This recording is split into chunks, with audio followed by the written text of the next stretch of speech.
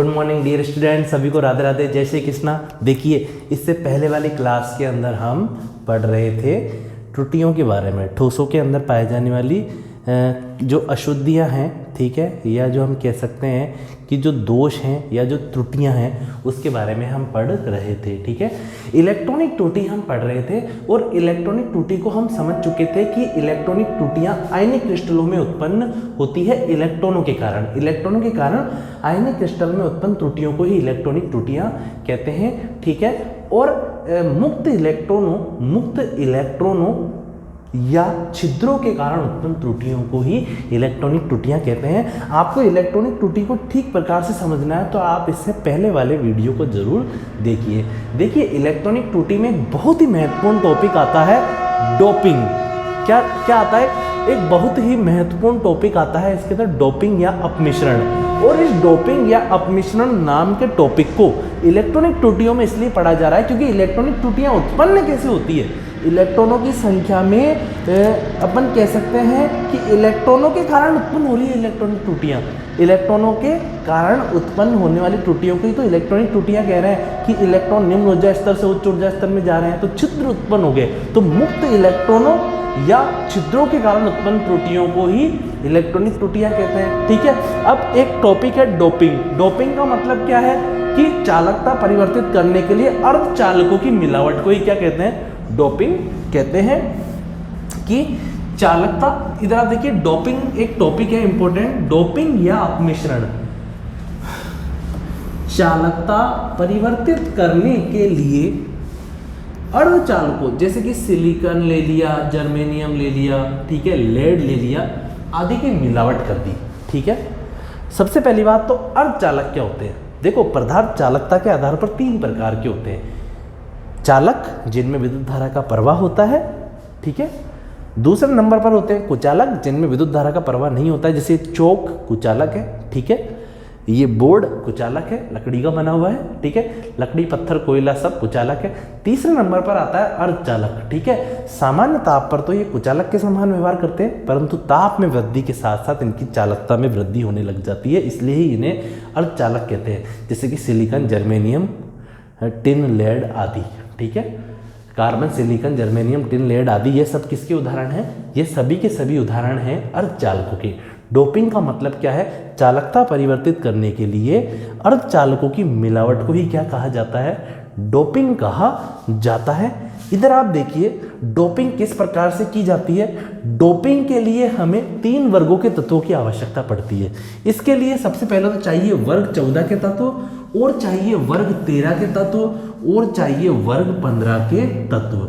Doping के अंदर 3 वर्गों के तत्वों को काम में लिया जाता है और तीनों के तीनों वर्गों के तत्व ही अर्धचालक कहलाते हैं। इन अर्धचालकों को ही आपस में मिला मुलू के, ठीक है, नए प्रकार का एक अर्धचालक प्राप्त होता है जिसे अतिचालक के नाम से जाना जाता है। डोपिंग के द्वारा प्राप्त हो रहा है। तो डोपिंग या अपमिश्रण किसे कहते हैं? चालकता परिवर्तित करने के लिए, चालकता परिवर्तित करने के लिए अर्धचालकों जैसे कि सिलिकॉन, जर्मेनियम, टिन आदि की मिलावट को ही, सिलिकॉन, जर्मेनियम, लेड आदि की मिलावट को ही क्या कहते हैं? पीबी मतलब होता है लेड और एसएन मतलब होता है टिन, ठीक है ना। तो चालकता परिवर्तित करने के लिए अर्धचालकों जैसे कि सिलिकॉन, जर्मेनियम, लेड आदि की मिलावट को ही क्या कहते हैं? डोपिंग या अपमिश्रण कहते हैं, ठीक है।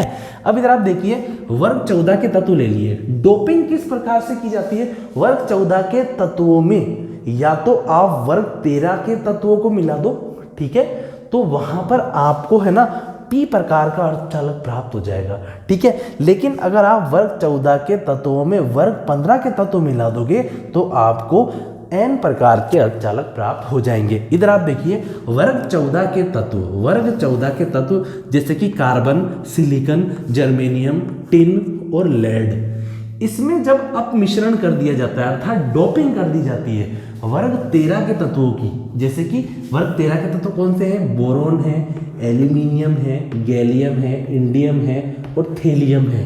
जब इन जब वर्ग 14 के तत्वों में वर्ग 13 के तत्वों का अपमिश्रण कर दिया जाता है या डोपिंग कर दी जाती है तो 10 प्रकार के पी अर्धचालक प्राप्त होते हैं। ठीक है, कितने प्रकार के पी अर्धचालक प्राप्त हो रहे हैं? 10 प्रकार के पी अर्धचालक प्राप्त हो रहे हैं। 1 नंबर का क्वेश्चन आ जाता है बोर्ड के अंदर, पी प्रकार के अर्धचालक कैसे प्राप्त होते हैं। तो क्या लिखेंगे वहां पर आप? वर्ग 14 के तत्वों में वर्ग 13 के तत्वों का अपमिश्रण या डोपिंग करने पर पी प्रकार के अर्धचालक प्राप्त होते हैं। अब इधर आप ध्यानपूर्वक सुनिए, जो वर्ग 14 के जो तत्व हैं उनके संयोजी कोश में 4 इलेक्ट्रॉन पाए जाते हैं। वर्ग 14 के जो तत्व हैं जैसे कि कार्बन है, कार्बन के संयोजी कोश अर्थात बाह्यतम कोश में 4 इलेक्ट्रॉन पाए जाते हैं। अष्टक पूरा करने के लिए 4 की जरूरत रहती है इसे, इसलिए तो इसकी संयोजकता क्या है? 4। ठीक है, अष्टक को पूरा करने के लिए जितने इलेक्ट्रॉनों को लिया जाता है या त्यागा जाता है वही तो संयोजकता है प्यारे बच्चों। ठीक है, तो इधर आप इधर देखिए कि वर्ग 14 के तत्वों के संयोजी कोश में अर्थात बाह्यतम कोश में 4 इलेक्ट्रॉन पाए जाते हैं। ठीक है, और वर्ग 13 के तत्वों के संयोजी कोश में अर्थात बाह्य कोश में 3 इलेक्ट्रॉन पाए जाते हैं। जब वर्ग 14 के तत्वों का और वर्ग 13 के तत्वों का अपमिश्रण कर दिया जाता है, ठीक है, तो इसके तो 4 सदस्य हैं, 4 इलेक्ट्रॉन है उसमें। वर्ग देखो इसमें तो है 4 इलेक्ट्रॉन, ठीक है, और इसमें केवल कितने इलेक्ट्रॉन है? 3 इलेक्ट्रॉन है। विवाह समारोह हो रहा है यहाँ पे, तो 3 ने 3 से शादी कर ली, एक बेचारा अकेला भटक रहा है, यहाँ पर एक छिद्र उत्पन्न हो गया।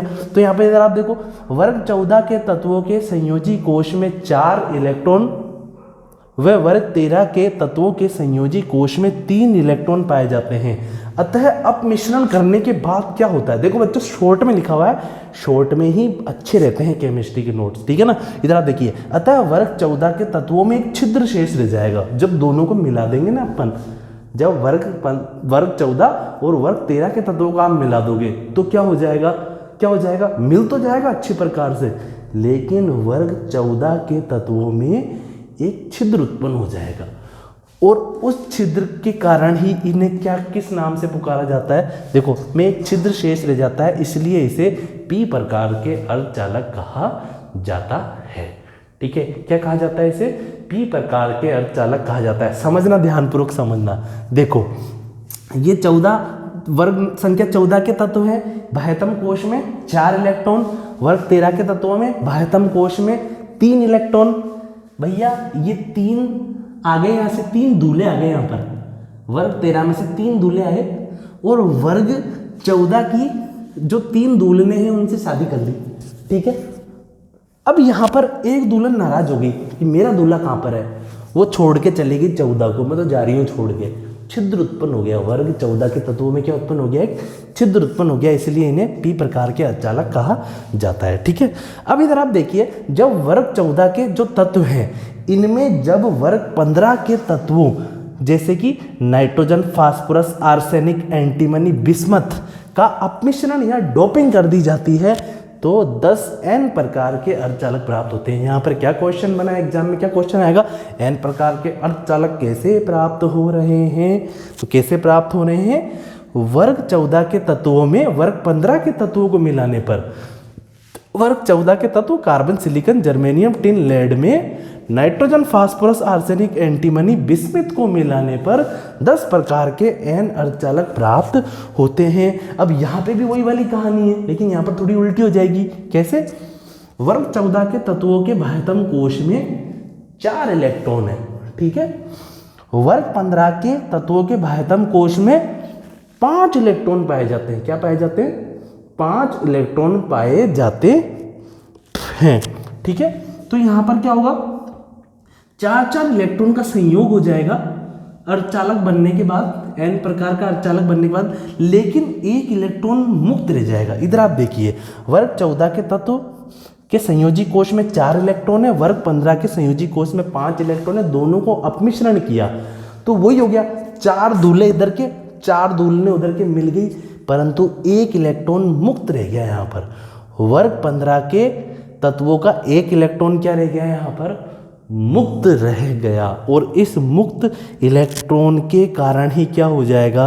ऋणावेश की अधिकता हो जाएगी। एन प्रकार के अर्धचालक में मुक्त इलेक्ट्रॉन के कारण ही ऋणावेश की अधिकता हो जाएगी, इसलिए इसे क्या कहा जाता है, एन प्रकार के अर्धचालक कहा जाता है। जिस अर्धचालक में छिद्र या रिक्ति उत्पन्न हो रही है, ठीक है, और जो अर्धचालक बन रहा है 14 और 13 को मिलाने से, वो है पी प्रकार का अर्धचालक।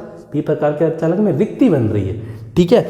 और जो अर्धचालक वर्ग 14 और वर्ग 15 को मिलाने से प्राप्त हो रहा है, वो कौन सा अर्धचालक है, एन प्रकार का अर्धचालक है। और एन अर्धचालक में क्या उत्पन्न होता है, ऋणावेश की अधिकता हो जाती है। किसके कारण, मुक्त इलेक्ट्रॉन के कारण, ठीक है। तो मुझे उम्मीद है आपको इलेक्ट्रॉनिक त्रुटियां समझ में आई होगी, डोपिंग भी समझ में आई होगी, एन और पी प्रकार के अर्धचालक भी आपको समझ में आए होंगे। अर्धचालकों का उपयोग किस में होता है, टीवी में, रेडियो, ट्रांजिस्टर, टेलीफोन की जो चिप्स है, कंप्यूटर की जो चिप वगैरह लगती है, उनके अंदर इनका उपयोग होता है, ठीक है। नेक्स्ट क्लास के अंदर हम पढ़ेंगे परमाणुवीय या बिंदु त्रुटियों के बारे में। आप मेरे चैनल को सब्सक्राइब, शेयर कीजिए, लाइक कीजिए, ताकि आपको नए वीडियो का नोटिफिकेशन प्राप्त हो जाए।